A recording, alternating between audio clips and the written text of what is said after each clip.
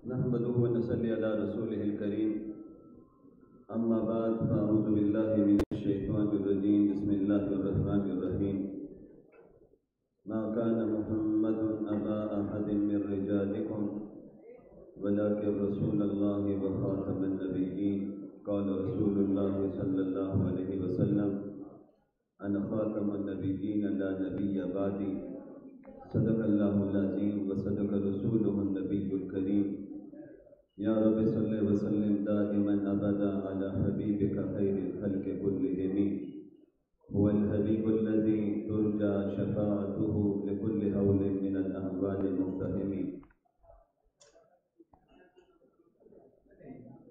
اکابرین ملت، زعماء قوم، علماء کرام، مشائخ اعظام،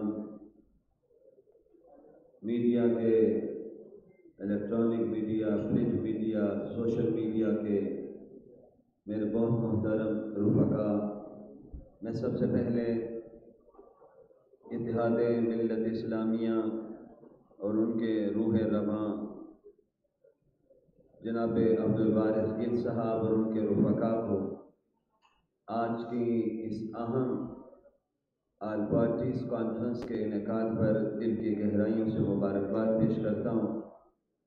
ہمارے مختلف زعماء نے بڑی قیمتی باتیں ارشاد فرمائی ہیں.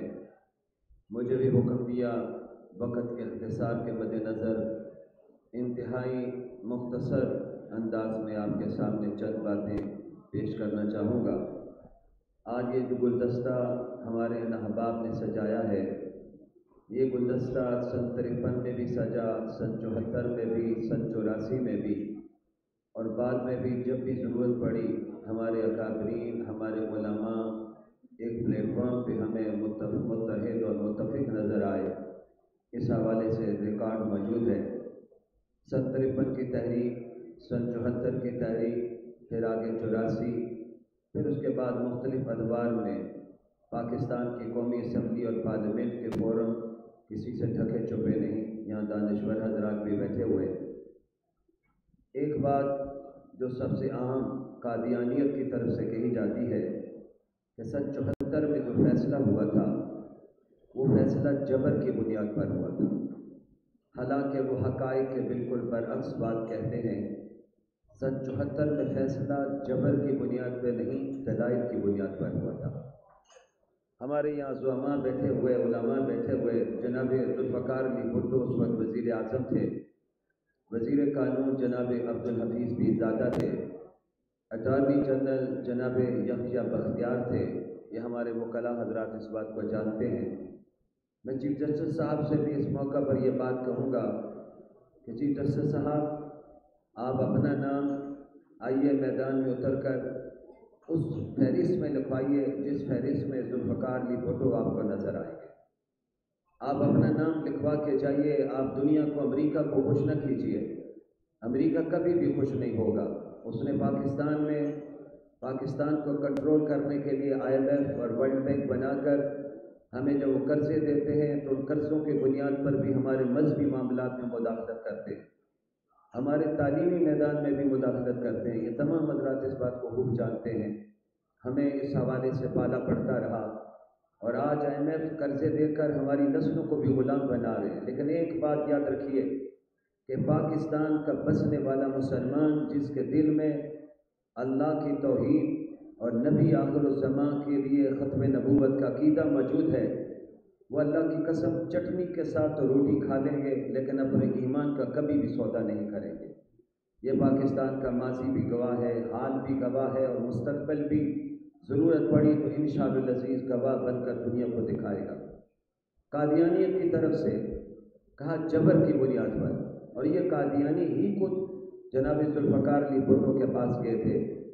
پھر اس کے نتیجے میں تاریخ قومی اسمبلی کی وہ کارروائی چھپ چکی ہے، چھپی ہوئی نہیں.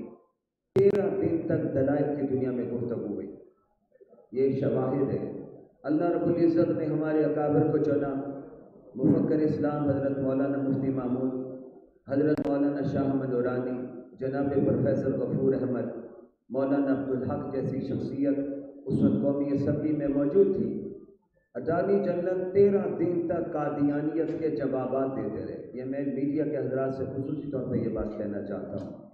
سوشل کے میڈیا کے نوجوانوں کو اس بات کو زیادہ تشہیر کرنی چاہیے کہ انہوں نے 13 دن تک اشکالات اور سوالات پیش کیے، اور اس کے نتیجے میں دنیا نے دیکھا کہ حضرت مولانا مفتی محمود اور ہمارے دیگر اکابرین نے جب وہاں پہ دلائل کے انبار لگائے، میں اس بات کو تسلیم کرتا ہوں۔ یہاں پیپل پارٹی کے حضرات بھی موجود ہیں۔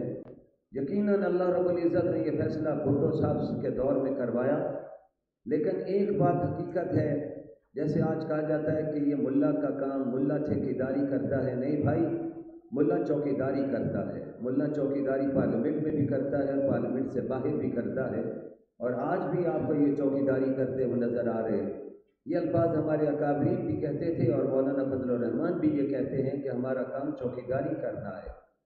آج دیکھیے، ان کے سامنے یہ جواب ہے کہ قادیانیت کے خلاف فیصلہ، پاکستان کی تاریخ گواہ ہے کہ وہ ایسی قرارداد تھی کہ جس میں کسی نے اختلاف نہیں کیا، کوئی اختلافی نوٹ نہیں آیا، سب نے متفقہ طور پر اس قرارداد پہ دستخط کیے، اور اس اسمبلی میں کون سی شخصیات تھی؟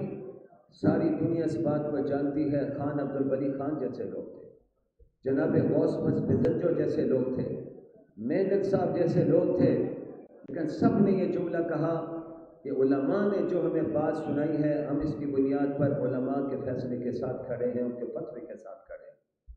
جبر کی بنیاد پر فیصلہ نہیں ہوا، باقاعدہ دلائل کی بنیاد پر فیصلہ ہوا۔ اور یہ بات بھی ہمیں جاننی چاہیے کہ یہ پریشر جو آج سوشل میڈیا کے ذریعے پھیلایا جا رہا ہے، یہ پریشر بے نظیر بھٹو کے دور میں بھی آیا، یہ پریشر یوسف رضا گیلانی صاحب کے دور میں بھی آیا، جناب آصف علی زرداری صاحب کے دور میں بھی آیا۔ پھر ایک قرارداد لائی گئی تھی 295C کے میں ترمیم اور امینڈمنٹ کے لیے، اس پر ہماری جماعت مذہبی اسمبلی میں موجود تھیں۔ مولانا فضل الرحمان نے وہاں پہ کھڑے ہو کے زرداری صاحب اور یوسف رضا گیلانی صاحب سے کہا تھا، ہمارے تعلقات اپنی جگہ پر، لیکن جب بات آئے گی نبی کی عزت کی تو پھر ہمارے تعلقات نہیں ہوں گے، ہم نبی کی عزت کے لیے پرچم ختم نبوت تھام کر انشاءاللہ میدان میں کھڑے ہوں گے۔ لازم بات ہے کہ وہ بھی مسلمان ہیں، اس چیز کو سمجھتے ہیں۔ بالآخر لاہور کی تاریخی ریلی مار روڈ پر تھی، ہماری ریلی ابھی اختتام پذیر نہیں ہوئی کہ جناب یوسف رضا گیلانی صاحب نے وہ قرارداد واپس لینے کا اعلان کیا تھا۔ یہ علماء کی قربانیوں کا نتیجہ، عوام کی قربانیوں کا نتیجہ تھا۔ میں بالکل آخر کی طرف جانا چاہتا ہوں۔